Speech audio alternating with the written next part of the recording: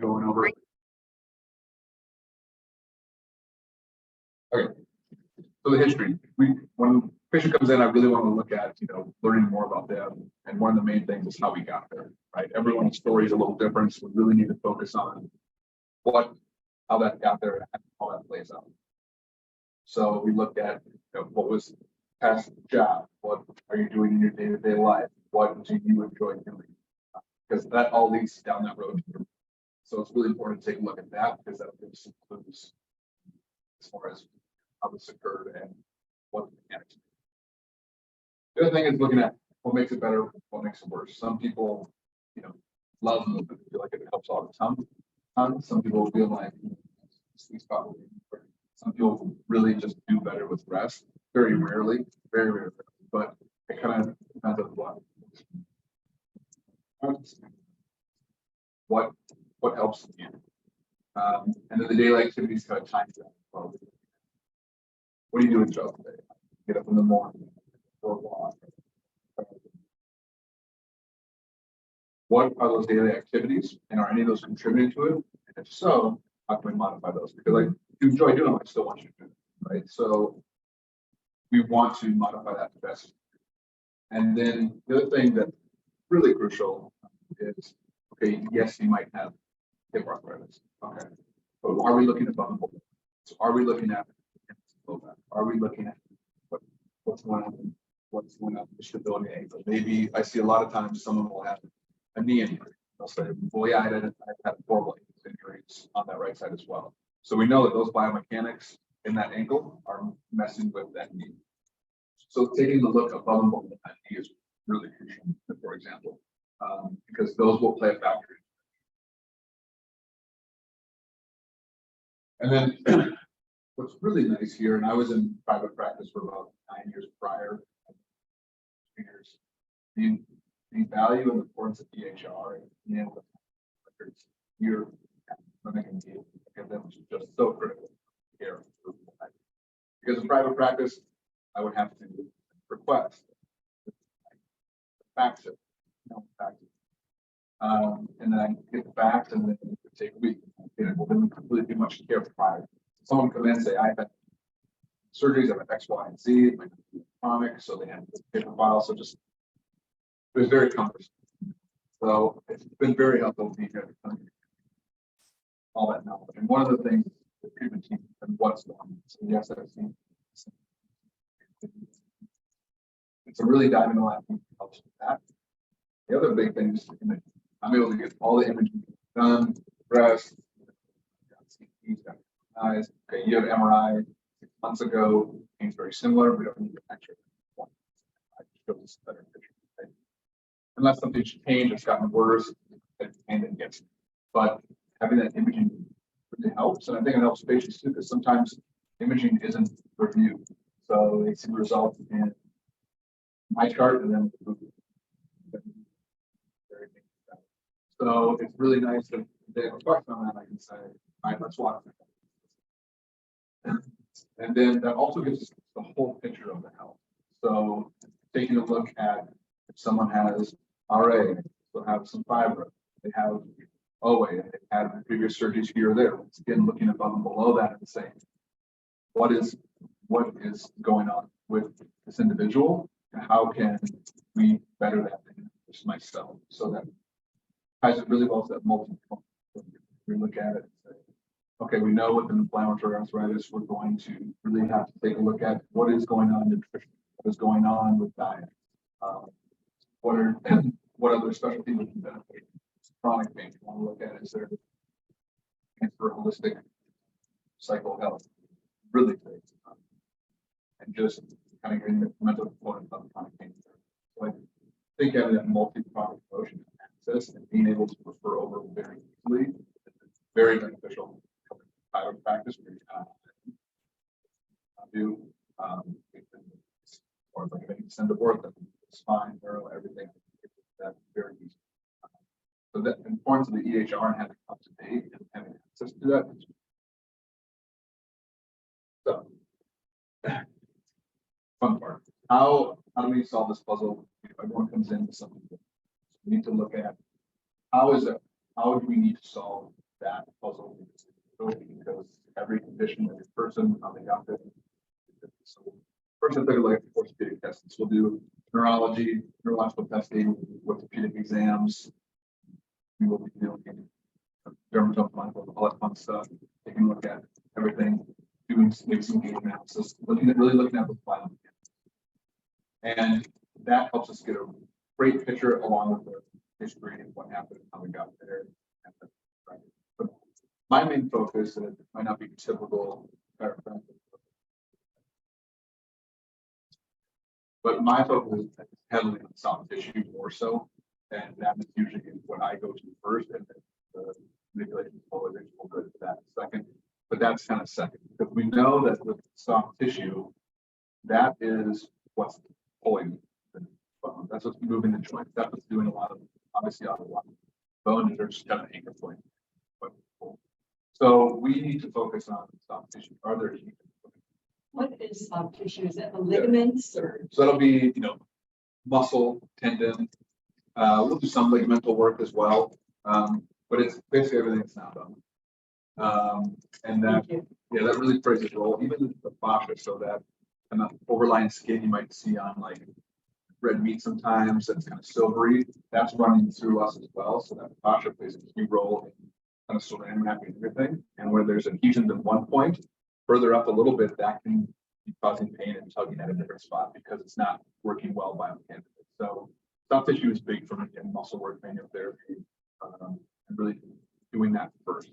Then I'll move to mobilization to manipulation, and that is also patient dependent. So with a lot of osteoarthritis, what I see, especially in low back, lower extremity, especially decompression feels really good. So just gapping those joints a little bit is great, and not necessarily just like popping.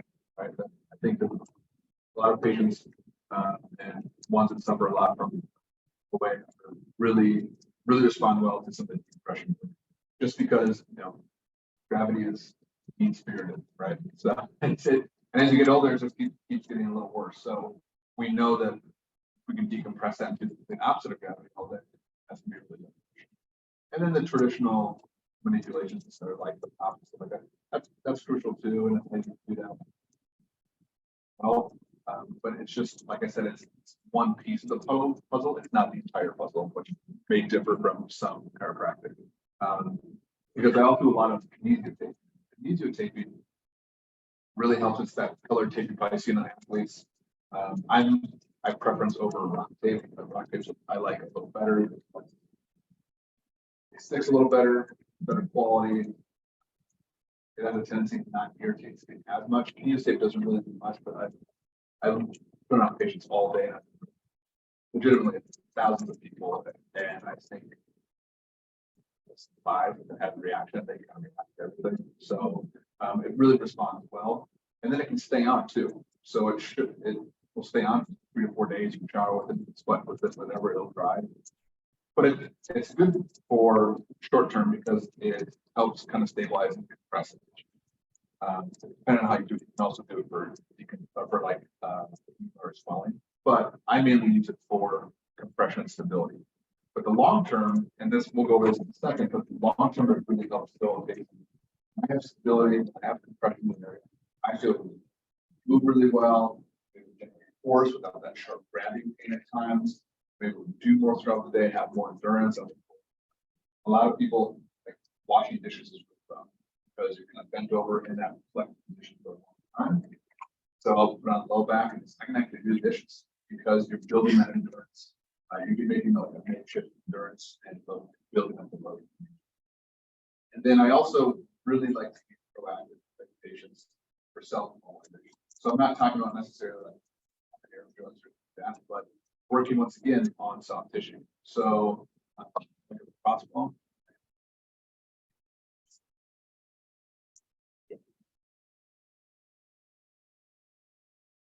Take a look here. And then, so I like more than this because it doesn't form. It has got a little tack on it too, which I like. And then you can use that on different tissues. So if I have forearm, yep. When you do it, you kind of So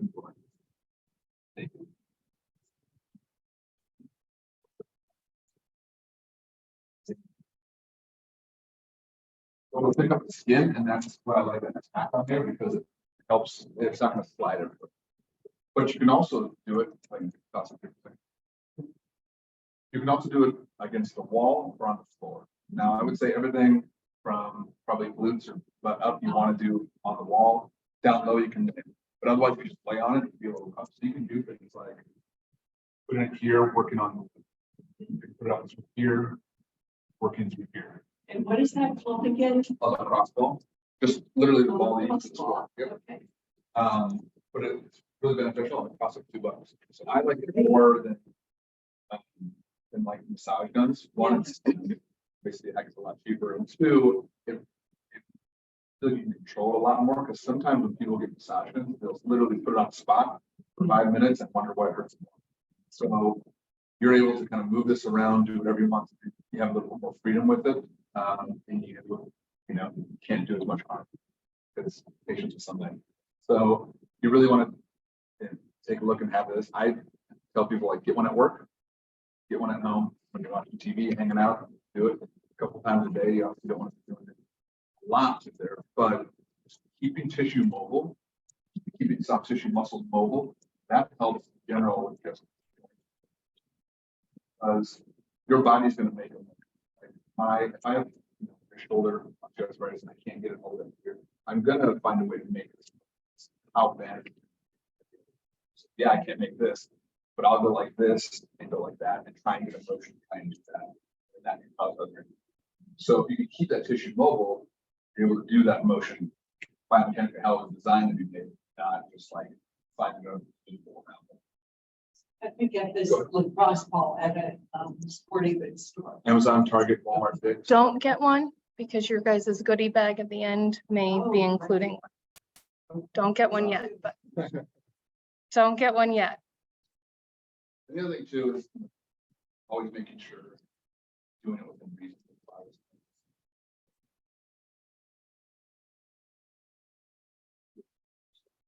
Really just kind of when you're watching TV, 5 minutes. Soft, not getting pushy with it. And then my favorite thing, and we kind of alluded to it before, but movement. Movement, your body loves to move. I always like that now. Movement, the more you can move, and you guys are really trying to do this movement is so important for just not only the physicality of it, but mentally. We know that with more movement, it helps with cognitive mind. We know that it helps with focus, concentration, stressing. You have nature, some green space, and any type of that, any movement like that really helps in general, basically. So, everyone's different, right? Everyone loves to move. I like to do HIIT, weight training, everything. I really despise my pain. So I'll do like a sprint, and then I'll walk, sprint, walk, but it's straight running. There's no. So I like doing that. Some people absolutely love that. So it's whatever works for you. People don't really like doing exercise, but they love being in the garden all day. That's fine. You're still getting a lot of movement. So however you like to move, I want. So when we do these exercises, we want to look at, okay, you love doing this. How can we make that most beneficial? So starting, doing a lot of bending, doing a lot of movement. So we need to stabilize rotationally, we can stabilize the glutes, we need to get that soft tissue moving. So tailoring how they like to move. And then dynamic. I think, when we were growing up, everyone told not to fidget, you should sit still, all that stuff. And now we know that fidgeting, shaking your leg up and down, like a lot of people do, that is actually great. More movement, more blood flow, burning some calories. But that dynamic movement keeps, for lack of a better phrase, like keep stuff. That's what you want. It just helps keep everything mobile and dynamic. And then any movement is good movement. So, I'll have patients that'll come in that get up every morning, work out for an hour, 2 hours. I'll have some patients that they can't do that. They're in a lot of pain. So maybe do you guys use QB? Seen those little mini ellipticals? We don't, just because a lot of that, our program included anyone who's not a member, they got a free 3-month membership to our facility, funded by the grant. And then a lot of them this round were members already too. So we encourage them to use our group exercise classes. And then we also taught classes weekly that we went through strength training, cardiovascular, stretching, flexibility, balance. So they could take things home with them, like, oh, I could go to a strength class, but it's okay for me to use 3-pound weights versus having to use 5, 10, 15-pound weights. So the QB is really nice, CUBI, and it's a mini elliptical that you can put if you're not able to get up and moving a lot, you can do while you're watching TV, while you're on the computer, if you're on a call or something like that. You can use the QB to at least get some. So sometimes that's all you can do for it. Eventually you find that your body can do a little bit more. I'm going to do no walk. Maybe I can only go half a mile. Then in 3 weeks I can go a mile. Then slowly progressing and building up that movement and the body's idea that, okay, I can move it. So I always tell people, any movement is good movement because that can snowball and help you. Maybe you only go for a quarter mile, that's it. But go for that quarter mile. Well, now you're thirsty, works. Now you got to drink more water. Now I'm drinking more water, so you're not snacking as much. And so that can snowball into other healthy habits, which I really like. So I always tell people, just don't get discouraged. Can't do a ton out of the gate. Not expect you to, run a 5K quick. It's not going to happen. So we have to slowly build into those and having realistic goals rather than do this. And one of my favorites that I would always leave patients is taking a look at targeted exercise and really focusing on what works for you. So I think Alexis, you mentioned that you only do 3-pound weights, 5-pound weights. That's fine because that's where we start. But having them work in that safe spot and the proper mechanics now and building those habits now is better than just trying to do 10-pound weights. So I always call it working to be able to really focus on what works for you, where you're at now. Eventually, you will be able to do more. You may be able to do more weights, starting in that spot. And then addressing muscle imbalances. Everyone sits down, so we really need to focus on a couple of things. Everyone works at a computer, so everyone's boots are completely shut off, hamstrings are completely shut off. And then we go and want to do something for a walk or a run. It's a lot of movement. So all of a sudden those boots go from no activity to a ton of activity. You wonder why. Or no one really does much in winter, then all of a sudden spring comes and want to be in the garden. Maybe that's because that's the shoes. Right. So addressing muscle imbalances. So I like to do a lot of glute work, Pilates.